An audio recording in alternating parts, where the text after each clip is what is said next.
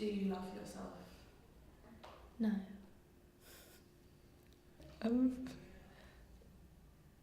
I don't know yet. No. I don't think I do. I don't think I will ever be able to love myself. It took some time, but I can say at this stage in my life, I do love myself. Why don't you love yourself? As I said before, I just hate the way I do things. I hate the way I look. But I'm trying to improve it, so hopefully it will change soon. In a world full of Photoshop, cosmetic surgery, and unbelievably high social expectation, it is imperative to remember that there is more than meets the eye.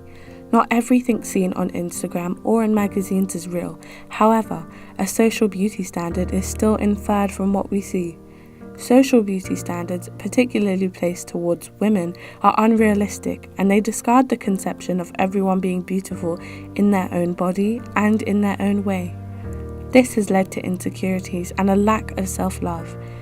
The media's portrayal of beauty has changed the way in which some females look at themselves every day. So I ask 4 young females to allow us an insight into what it takes to act and look like a lady in today's society. Do you believe that you're beautiful?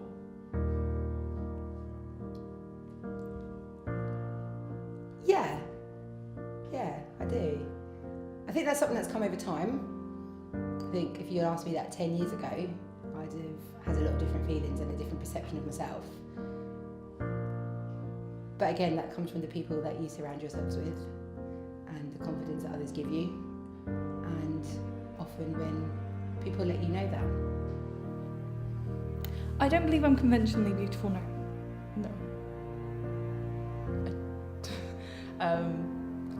I know that I can look in the mirror and say, yeah, that's me, but it's not at a stage I can look in the mirror and go, yeah, I appreciate who's looking back at me. I think everyone's beautiful in their own way, but I just have doubts in myself. I don't think I follow any of the conventions of normal beauty.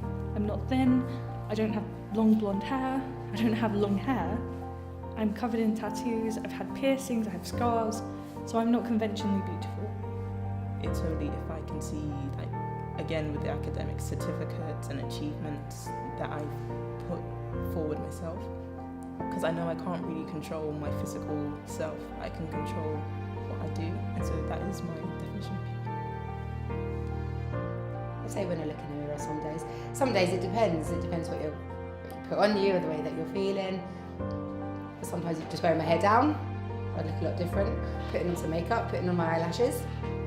But again, that's something you're adding to yourself to help you perceive others that you are beautiful. Again, going into the consumer brands and the whole marketing of beauty products and so on. But yeah, I'm from a family where I'm told I'm loved, and I am loved, and I think that helps me realise and recognise that that's the beauty in somebody. Feel beautiful. Define self-image. Well, I think self-image is something difficult to define because everyone has different versions of self-image, but my personal version of self-image is how my likeliness and my behaviour is projected onto others and what they take from that. Self-image is how you see yourself and how you feel when you are presenting yourself to other people, whether it be your friends or your family. It's how they see you and you see yourself in that moment in time. Self-image, the way you feel about yourself, the way, not just in looks, but the way you portray yourself as a person, in the acts that you do, the way you treat others. That would be self-image to me. When you look in the mirror, what do you see?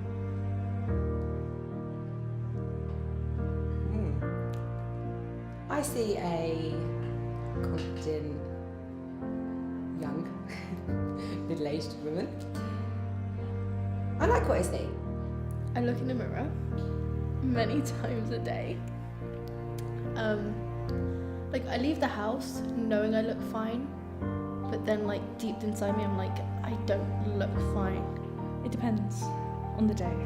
So, about like 2 days ago, I have got out of the shower, and I'm really weird. I'll like get out of the shower and then I'll just like stand and look in the mirror just to look at the body that I have now. And I have stretch marks on my stomach and a scar, and they were really prominent. And I saw them and I was like, how disgusting is my body? Me, and I'm getting to be okay with it. I know in the past I had like a lot of self-image because I'm very skinny, and I know that, and my family is quite big. So many other people out there that are like prettier than me and all that. So like I feel like when I look in the mirror, like okay, but then I know like inside I'm just not, let's say, pretty or anything. So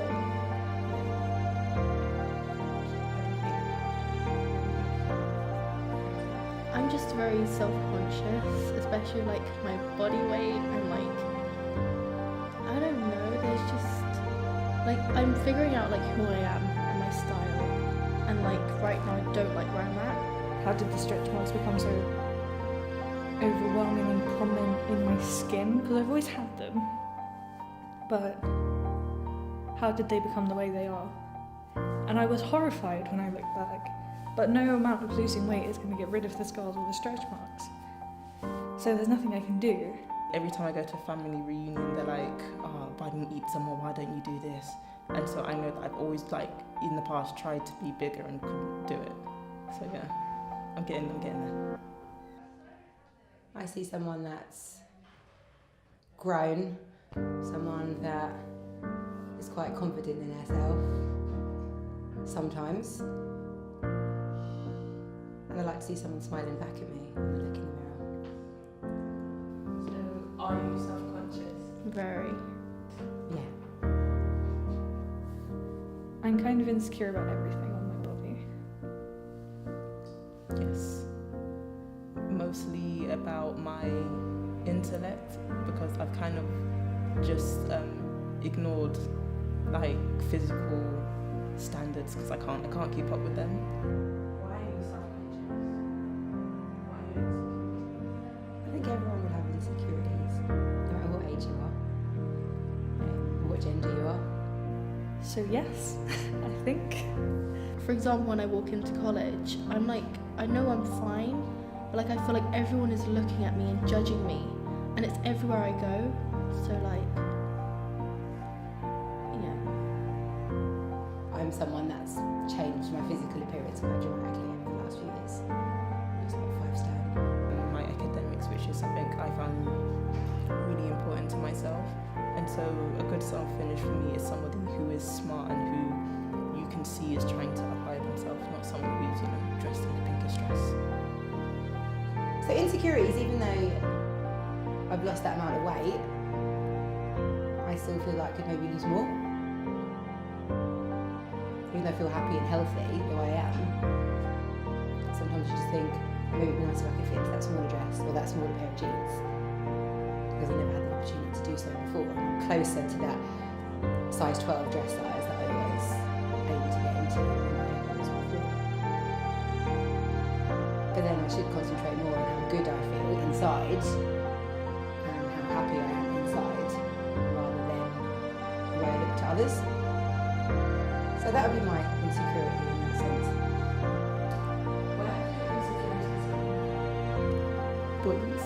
I got, again, bullied a lot because I'm dyslexic, so I'm not the smartest person in the classroom. And so it was very easy to pick on, and I was quite scrawny when I was little, so I would get physically beaten up as well. I see my scars all the time. I look down at my wrists and I see my scars and I see what I did to myself.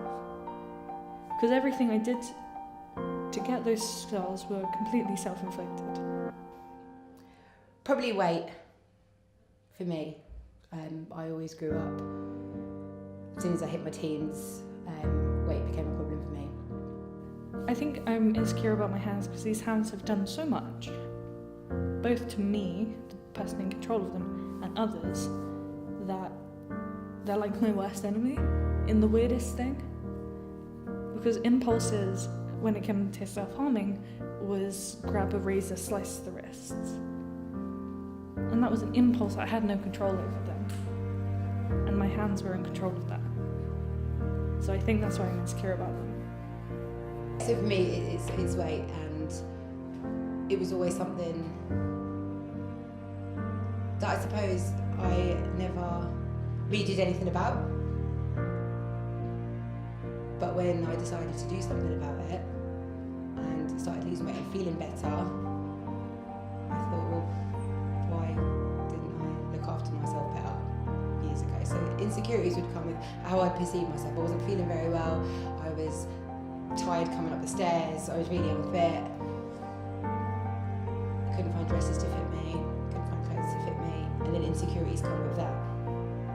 Wanting to be stronger. That was the time where physical beauty did matter to me, and I took up boxing and karate, cheerleading, gymnastics just to try and help, and it did help for a while, but it became apparent that it was my intelligence that was what was important to me, not my physical appearance.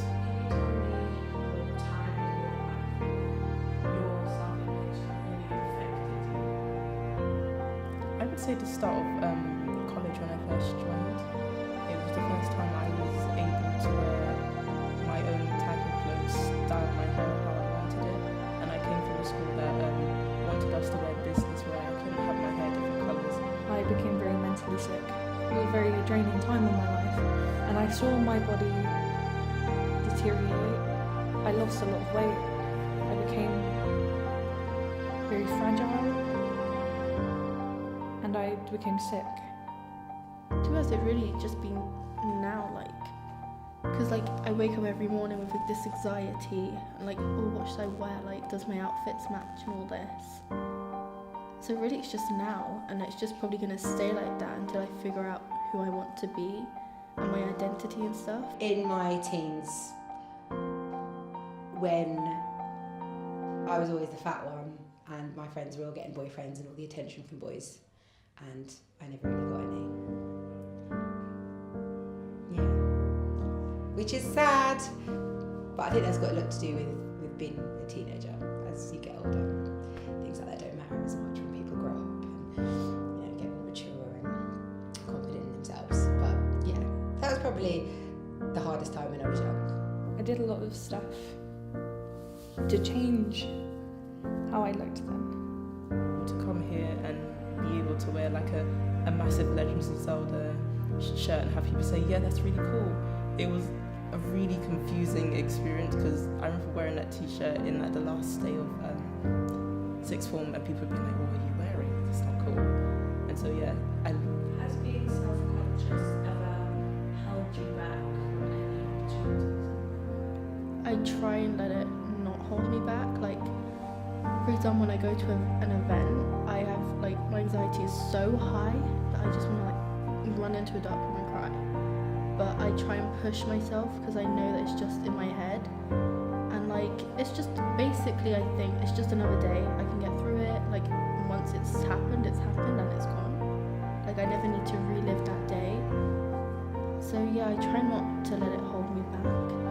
Even things like going for jobs, for job interviews, I'd always be worried that because I did look a lot different, I'd always be worried about what they'd think of me, whether my appearance made me look like I was a lazy person, which wasn't true at all.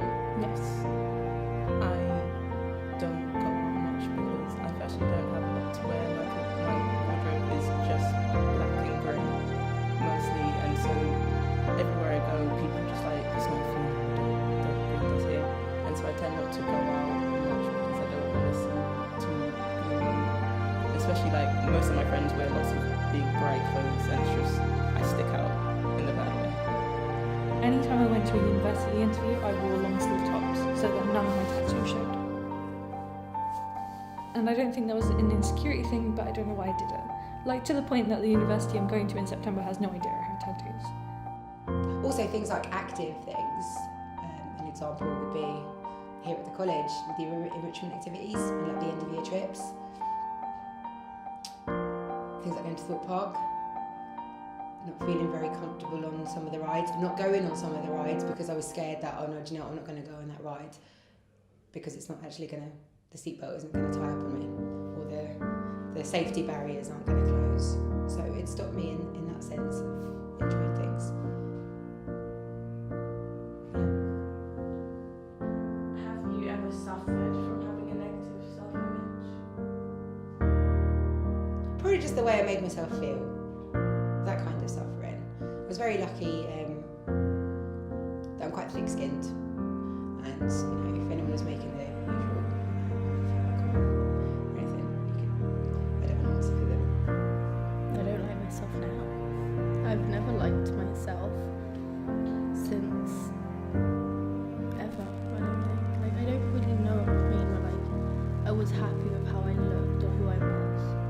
And like, it's not even just my like self-image, it's also my personality and like how I could come across. Some people like, oh, why did I say that? Yes, with the fact that I didn't know a lot of my friends because I knew that my dress sense was too different, and even like my race, my colour. I don't have many black friends. Most of my friends are either white or just any other race, so I again just kind of stuck out and I didn't want to.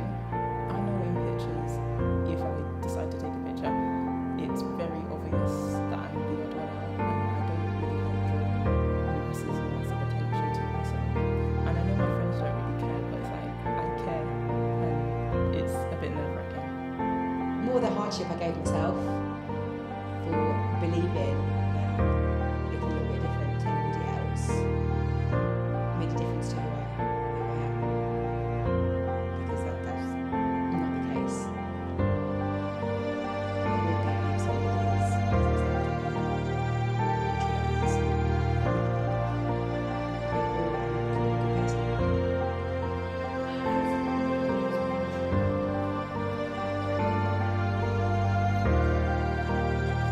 I think it did a lot when I was younger.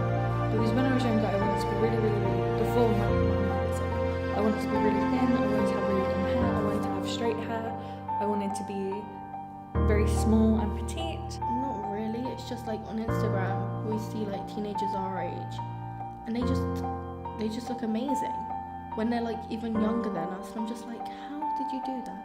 Like when I was that age, I was outside playing, not going to the gym, and yeah, that's just kind of affected like the way I think. What is the perfect woman? That's the question that we should be asking. And who has any right to define what the media's portrayal of the perfect woman is? No. That is mostly because of my mum. Again, my whole family are quite big, and so my like standard of beauty was big people and still is. And so when I look in the mirror, it's like, oh, I'm not big enough yet. And so I remember there was a time I was actually trying to get bigger, and like I've stopped now because it's not who I am. This is my body type, and I'm happy with that now. I was never able to achieve the beauty standard that was projected onto me, which caused a lot of disassociation with my body growing up.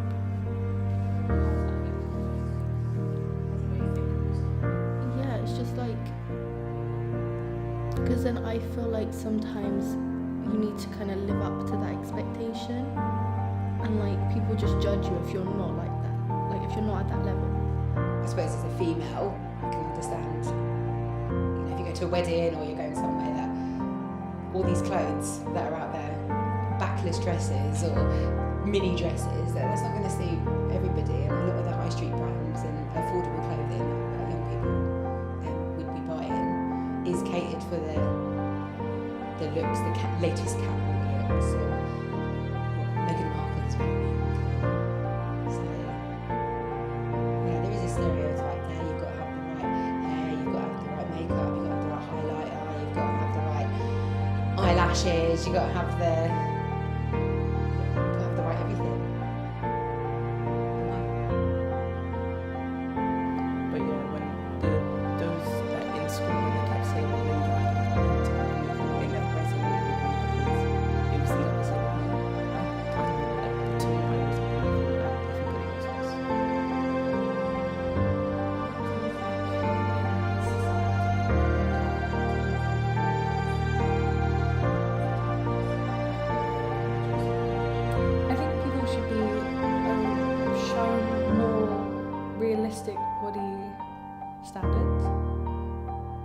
genuinely think that should be a thing. People should be told that it's normal to have stretch marks and it's normal to have cellulite and it's normal to dislike parts of your body and it's all part of the process. Normal bodies should be completely normalised.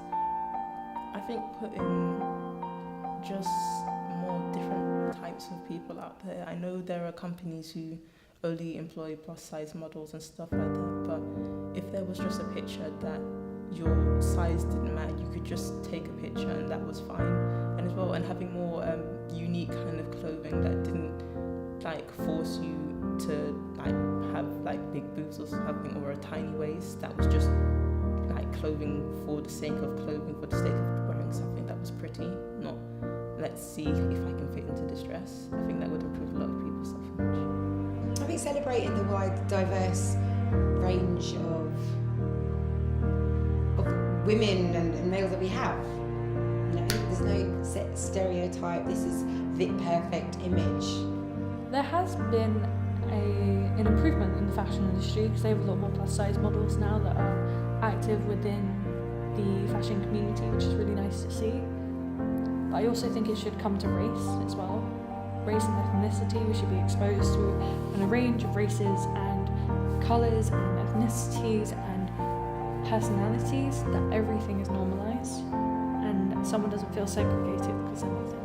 I definitely think there could be more like plus size models, and there could be more like various different types of styles and models more shown. Like you always see the basic pretty model, flawless and glamorous with like, I don't know, a bikini on or something. Like where are the plus size ones? You know, that would definitely show people it's okay to look this way. You know, we can look beautiful too. Yes. How by gaining more confidence again with my academic studies, because that is the most important thing over life is getting that to the highest I can is really important. So because of that, I have more confidence to wear clothes that otherwise wouldn't wear because maybe they show a bit too much skin from what I used to wear, or they have another colour besides pink. I suppose I've been trying new styles, but like really I haven't done much because I don't really know how to improve it. That's the thing. Believing in myself. Believing in myself and looking at my life and thinking, I'm lucky. You know, I'm blessed to have the people I have in my life. I love my job, I love my students, I've got a great family behind me, and I'm a good person. Well, I cut off all my hair and got tattoos and was kind of like, if I can't be the standard beauty, I'm not going to be any kind of beauty, fuck it. And then I realised that beauty isn't conventional and it can be manifested any way you want it to. So my tattoos have a lot of different meanings to me, and I think those meanings are the things that make me beautiful. Because like on my weight, like I see these models or people and they're like skinny or skinnier and they just look amazing, but then there still isn't clothes that are at a reasonable price that I could experiment more with. I think what's more important is believing our self-worth. And I think that's what we need to the perfect image. Why is keeping a positive self-image important? Because it's not right to think negatively. Like, if you constantly think negatively, then you'll do things negatively and you won't really get anywhere. If I had a positive self-image, I wouldn't be self-harmed. I think that's what it comes down to be honest. That having a positive self-image, it completely affects every aspect of your life. The way you project yourself into others, the way others project themselves into you, everything feels like dominoes. So it's important to have or at least seem like you're having a positive self-image, because then life is just easier, I think. Instead of critiquing every inch of your body. It's important for the people around you. The main thing is how people feel and how people are made to feel. And if people are feeling any negativity about themselves, especially young people, well, it's regardless of age actually, if you're not feeling good about yourself, then